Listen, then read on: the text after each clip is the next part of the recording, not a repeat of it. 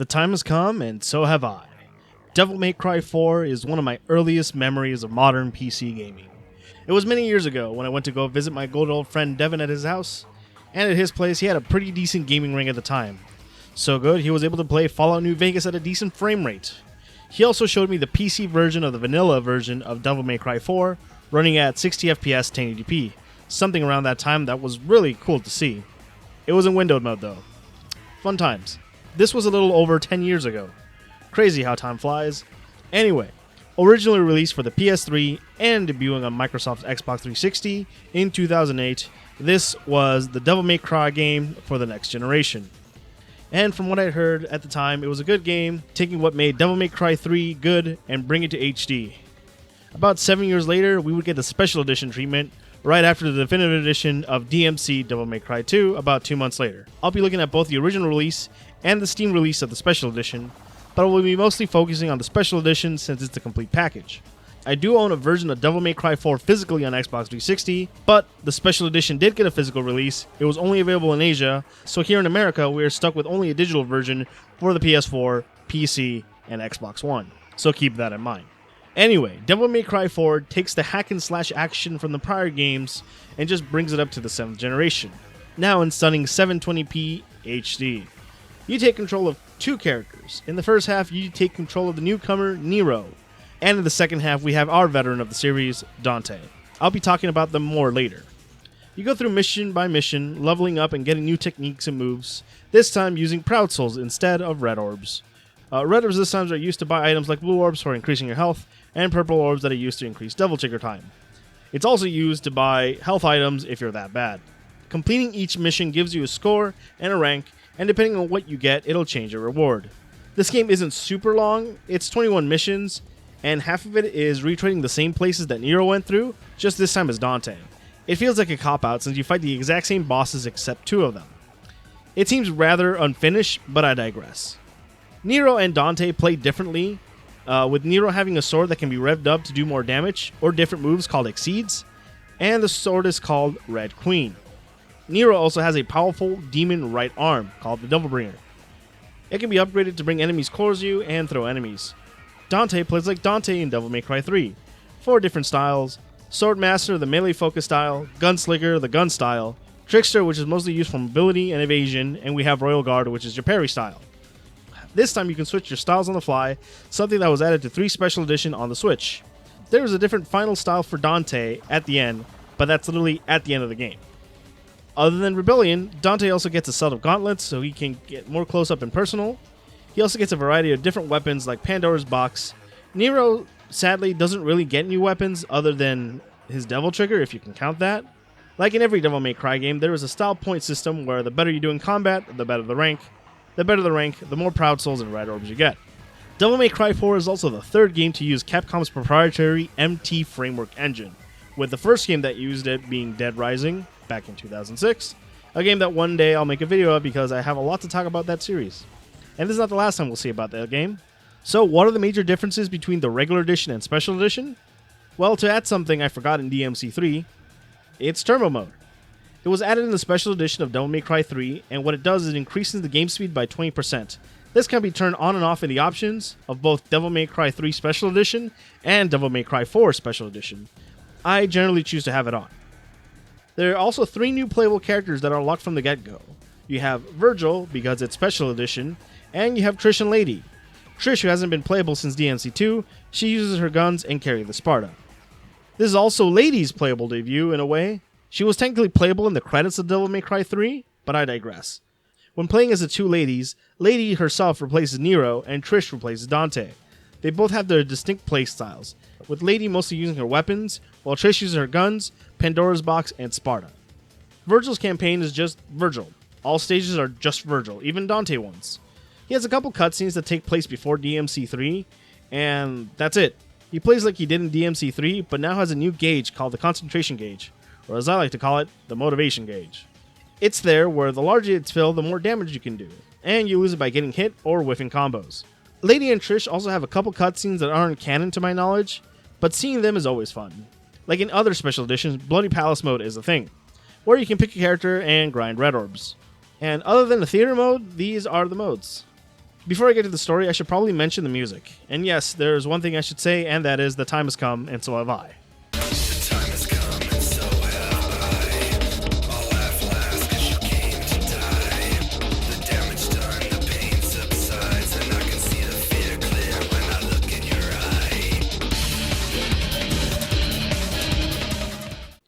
Yeah, these lyrics are going to get burned into your soul, and you are going to like it. Well, maybe not. I liked it. And the rest of the soundtrack is fine too. Anyway, with that out of the way, let's move on to the story. We begin in a town in an isolated island of Fortuna, where our protagonist in this game, Nero, is running to the castle theater to go see his girlfriend Kyrie perform. But in the way, demons appear to halt his progress. Nero ends up beating the ever-leaving shit out of those puppet demons, managing to get to her performance right on time. Then the not Pope, Sanctus, the leader of the Order of the Swords, starts talking about worshipping Sparta. Kyrie meets up with Nero, and he has a gift for her. Nero tries to walk away, then suddenly...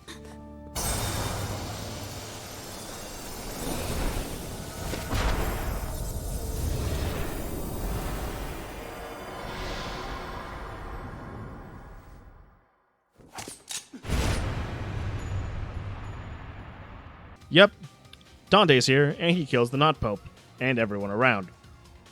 Kyrie tries to do something and falls. Then Nero drop kicks Dante so hard he flies into the statue of Sparta. Kyrie's brother, named Credo, escorts Kyrie out the area. Credo in this game might sound super familiar if you played Dead Rising. That's because Credo is actually voiced by TJ Rotolo. I will return with help. You stole him until then. Who does the same voice of our boy, Frank West. I've covered wars, you know. Told you I'll be mentioning Dead Rising again. Anyway, we have a tutorial on how to play. During the tutorial, Nero's slings gets removed, and it shows what he was hiding. His arm, the Devilbringer, and he chucks a giant sword at Dante. Once the tutorial's over, it just becomes a standard boss fight. Once Dante is defeated, Nero pounds the ever-loving shit into Dante so much he starts getting into his Devil Trigger form.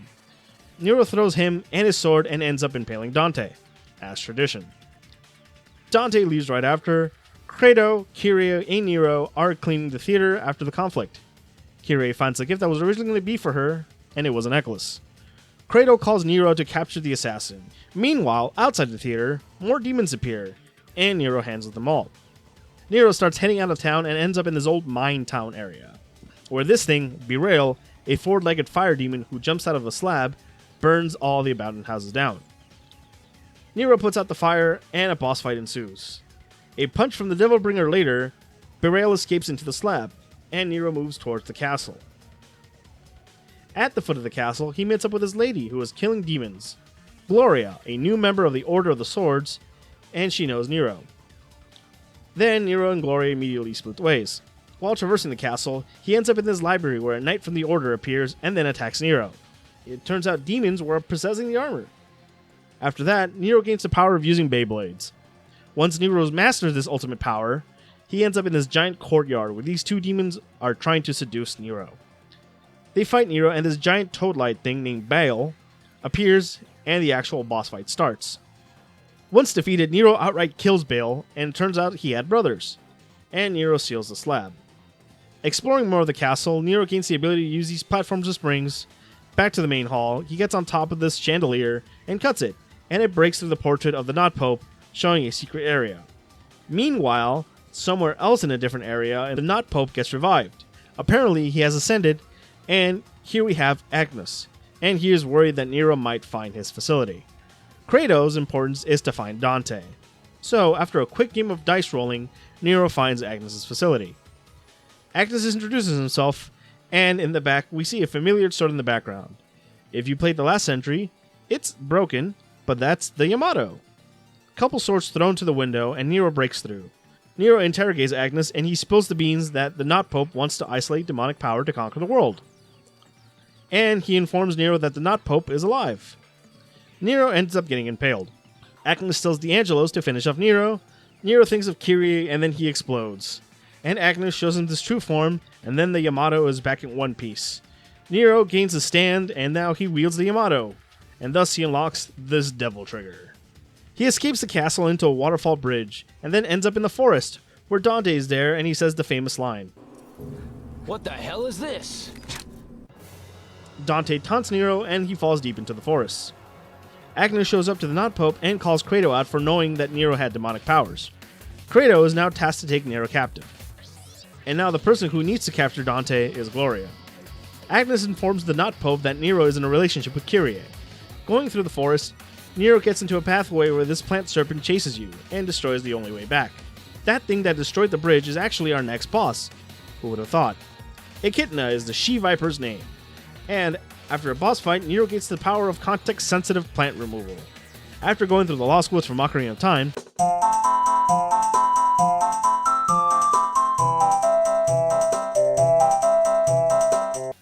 I'm sure that joke has been made many times before. Anyway, escaping the Lost Woods, Nero makes through the ruined church where Credo is halting your progress. Nero looks for answers, Credo isn't giving it to him. Credo, with the power of the Not Pope, has ascended to an angel, Angelo Credo. And thus begins the best boss fight in the game that we only fight once. Credo uses charging stars, but Nero blocks it. Kratos goes back to his human form and attacks Nero once, but blocks his sword with strikes again. Kratos on the ground, and Nero ominously walks closer to him. And Kyrie is here now, and is in shock that Nero fought her brother. Agnes appears and starts gaslighting Kyrie. Kratos stands up and is angry for a good reason. Agnes kidnaps Kyrie and flies away. Nero infers that they might be at headquarters, and then Kratos flies on ahead, in his angel form. Nero traverses throughout the ruined church and ends up in Agnes's room. Inside, Nero finds Kyrie in a weird test tube thing, and Agnes appears, and we have our confrontation with Agnes in this weird moth form. After an ultimate atomic buster, Agnes gets saved by the Not Pope, who appears in Angelo form, and he flies off with Kyrie. Not before, Nero tries to save her and manages to save the pendant he gave her. The Not Pope kind of confirms he might be related to Dante in some form, because he has the same power of Sparta. With Nero in a blinding rage, he goes further into the ruined church and ends up in a room where Dante is. Thankfully, with little banter, Dante just says he is here for the Amato. And, if he wants it, well, he'll just have to take it from Nero. When Dante gets taken down, Dante still has the advantage over Nero. Dante explains what the Amato did. Nero says he needs it, and Dante just says, okay, and tells him to get going. And Dante asks him for his name. What's your name? Nero. You're Dante, right? Not a bad name. Gloria appears in front of Dante, and then Gloria pulls out a Diavolo, and then turns out it's Trish from the first Devil May Cry game. Nero ends up in the Advent Children. Nero ends up in the Advent Chamber, where a giant statue known as the Savior is. Climbing around the Savior, Nero ends up at the top where the Not Pope is on top of the statue. And in the statue's forehead is Kyrie. The Not Pope spouts some bullshit and Nero says he'll save Kyrie. He spouts some more bullshit and now we have to fight the Not Pope, Sanctus. After a bit of pummeling, the Not Pope dives into the Not Sparta and now Nero has to deal with both of them. Nero is about a rules of nature the Not Pope, but then puts Kyrie in the way and catches Nero. And then he steals the Yamato. Then suddenly Credo gets stabbed. Credo gets caught by Dante, and Trish is there. Nero grabs the Not Pope but fails. Dante and Nero have a quick chat, and Nero just flips him off. And then gets sucked into the statue. And we have a somber moment where Kyrie is disappearing, and Nero, gets sucked into darkness. Meanwhile, outside, the Savior rises, and Dante cracks a joke. Check it out. It's got wings. The design shows terrible taste. Credo is slowly dying, and he tells Dante that he's planning to open up the gates of hell. So standard Devil May Cry shit. Credo says Dante is the only one that can stop the Not Pope, and Credo, in his dying breath, tells Dante to save Kyrie and Nero. Save them. Kyrie and Nero.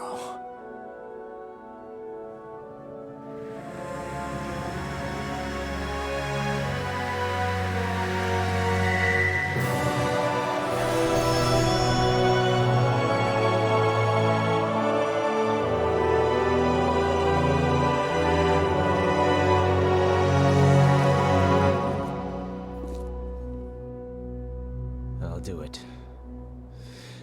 I wouldn't want to deny anyone their dying request. Dante and Trish split up. Meanwhile, Agnes has the Yamato and opens up the gates of hell. Demons and angelos fight throughout the city, and the Not Pope starts riding the statue and spouting some religious bullshit.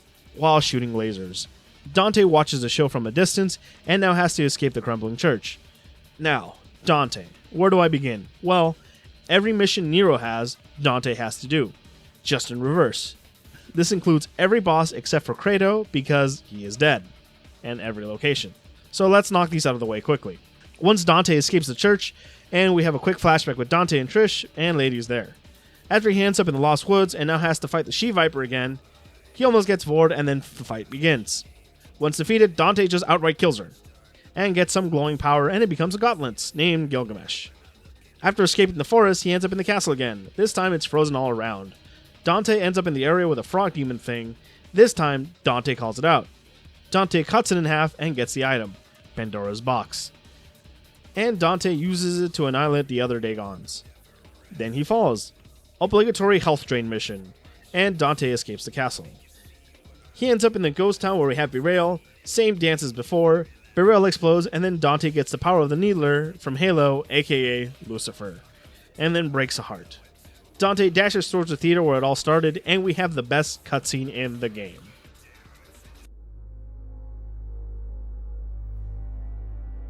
It was my assumption that those demons would prove far inferior in the face of your tactics. You summon and kill. Summon and kill. I fail to see the logic here. Said it. The price to pay for power? Humans. They are but stubborn and foolish. It takes a journey to hell for them to accept and praise their god. A fact that tickles Irony's judgment.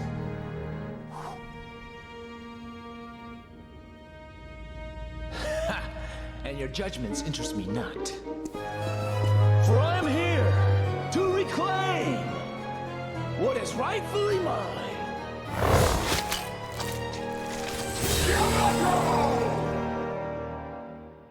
That is what you seek. And that is why I wait in your power! You will fumble the proposition of my quest. Though I encourage for an opportunity to battle a being of such grand delusion as you is a sweet fortune. And then we have the Agnes fights once more. Once the fight is over, Agnes asks for information about demons to Dante, and he takes notes. But then, curtain call for Agnes. Dante reclaims the Yamato and cuts down the giant monolith. Dante heads near the Savior and talks to the Not Pope. Dante takes out everyone, and now we have to fight the Savior. We have unlocked Dante's new style, the Dark Slayer. Dante destroys the brightly blue orbs on his statue and stabs the Yamato in his chest. Then he shoots the Yamato and pierces through the heart of the Savior. Dante wakes Nero from out of his slumber and takes the Yamato. Dante tells him to savor the opportunity to save the world, and we have our final mission with Nero. And all it is a dice game boss rush. Taking out everyone, again, Nero makes it to the top of the dice game where Kiri is being held hostage and the Not Pope has a new form. 1 hour later, yes, this really took me a full hour to defeat him, but after the Not Pope gets taken down, Nero gains the power of God and anime on his side, and kills the Not Pope, and saves Kyrie at the same time. They embrace, Dante still outside fighting the statue, and Nero hops out of his forehead, carrying Kyrie. And the Savior appears again, and Nero gives the Sparta he took from the Not Pope back to Dante, and then tells Kyrie to wait for him once more. A couple parries later, Nero grabs the statue, and face crushes it. Returning back to everyone, Dante and Nero have a chat, and Nero is about to give Dante the Yamato back, but Dante entrusts Nero with it, and they go their separate ways. Kyrie and Nero embrace once more, with Nero giving the necklace back to Kyrie. They're about to kiss, but then Demons appears, and roll playable credits, with Shall Never Surrender playing. Surviving the credits, Kyrie and Nero can finally be together. It's the after-credit cutscenes, where we have Lady bring the money they earn to Dante and Trish. They got a phone call, and we have a cutscene similar to the ending of the first game. Come on, babes! Let's rock!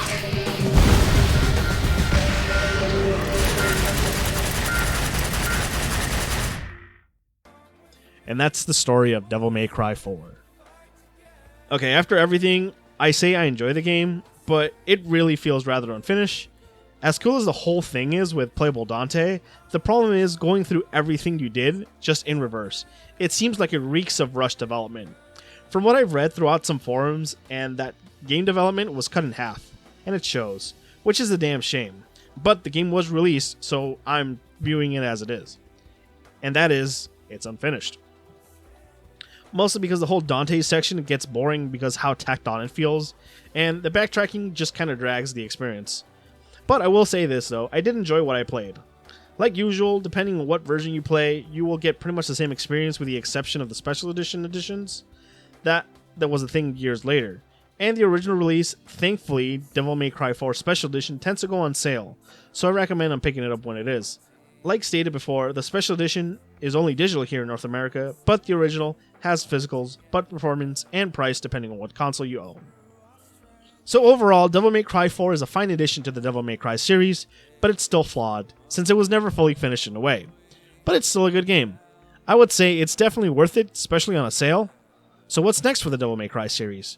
Well, we'll have our first PS5 game to review. Wait, I think I'm missing something. Oh shit. Yeah, that's a game. Crap.